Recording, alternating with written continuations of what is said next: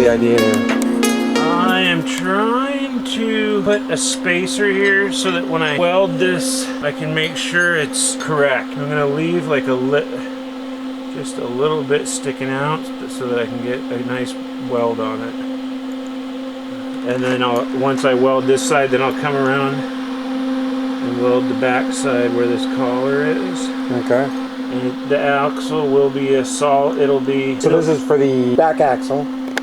Yeah, and after this, the only way to assemble it will be to insert it from that end, because this end will be solid. Okay. So, solid and bolted, and there'll be no way to get it through except for this way. I did my whole axle myself because it's hard to find solid axles that aren't very expensive. Okay. And so I did a little research and I found I needed a 1-inch solid piece of bar. To buy that from a metal place would have been hundreds and with shipping. Well, Jesus. And I found a place where you could get a 6-foot weightlifting bar of solid steel, 1 inch, for $32. So I bought a 6-footer and made all my axles out of it. I had to grind off the grips, the hand grip knurled part. Okay. But that was really simple. I mean, you can. And those are those pieces right there. No, these are tubular. Back. Yeah, just in the back. They turned out very nice. There was a slight curve to the weight bar, but the way I cut it minimized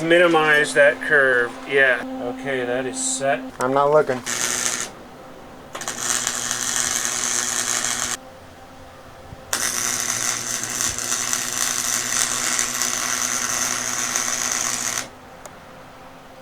Wow. I guess I nailed it. Welded it, you mean? Huh? Welded it. I used nails. Oh, okay.